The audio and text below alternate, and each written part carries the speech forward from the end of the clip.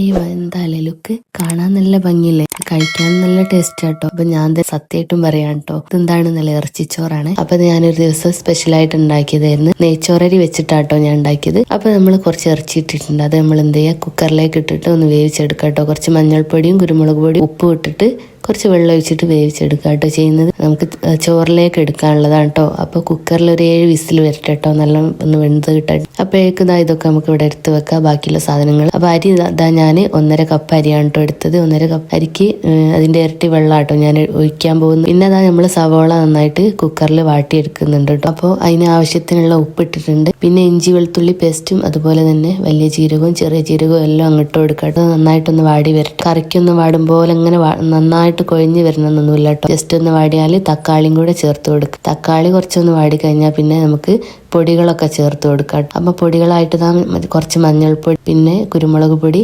അതുപോലെ തന്നെ ഗരം മസാല, പിന്നെ മന്തി മസാല, ഇത്രയും പൊടികളായിട്ട് ചേർക്കുന്നത്. മന്തി മസാല കുറച്ച് 2-3 സ്പൂൺ ഇട്ടിട്ടുണ്ട്. കുറച്ചധികം ഇട്ടാൽ നല്ല ടേസ്റ്റാണ്. അതിനുശേഷം എൻ്റെ വക കുറച്ച് തൈരും കൂടെ ഞാൻ എക്സ്ട്രാ ചേർക്കുന്നുണ്ട്. തൈര് ചേർത്താൽ നല്ല ടേസ്റ്റ് ഉണ്ടാവും. പിന്നെ അത് 1-2 മാഗി ക്യൂബും കൂടെ ചേർക്കുക. പിന്നെ 2-3 പച്ചമുളക്, അതെല്ലാം കൂടി ഒന്ന് മിക്സ് ആക്കിയതിന് ശേഷം നമുക്ക് വേവിച്ച് വെച്ച ഇറച്ചി അതിലേക്ക് ഇട്ട് കൊടുക്കണം. അപ്പോൾ ഇറച്ചി ഞാൻ വേവിച്ച് വെച്ചിട്ടുണ്ടായിരുന്നു, വെള്ളം ഇറച്ചി സെപ്പറേറ്റ് ആക്കി വെച്ചിട്ടുണ്ടായിരുന്നു. അങ്ങനെ അതിന് ശേഷം ഞാൻ ആ ഇറച്ചി വെച്ച വെള്ളം അതിന്റെ ബാക്കിയിലേക്ക് വേറെ എക്സ്ട്രാ വെള്ളം ചേർത്ത് അരിക്ക് നേരെ ഇരട്ടിയായിട്ട് വെള്ളം ഒഴിച്ചു കൊടുത്തിട്ടുണ്ട്. പിന്നെ ഞാൻ അരിയും കൂടെ അതിലേക്ക് അങ്ങിട്ട് കൊടുക്കുകയാണ്. ഇനി കുറച്ച് സമയം ഒന്ന് തിളക്കട്ടെ കേട്ടോ. സൗണ്ടൊക്കെ ആകെ പോയി കിടക്കുകയാണ്, ജലദോഷം പിടിച്ചിട്ട് ആകെ അടിഞ്ഞെടുക്കാം.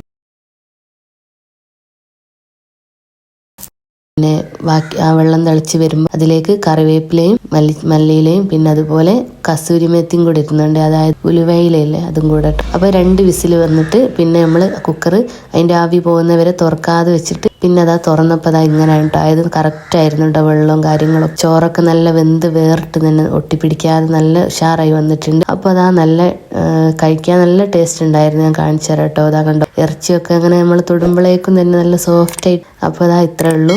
എന്ന് ട്രൈ ചെയ്ത് നോക്കണം, എന്തായാലും ഇഷ്ടാവില്ല കേട്ടോ.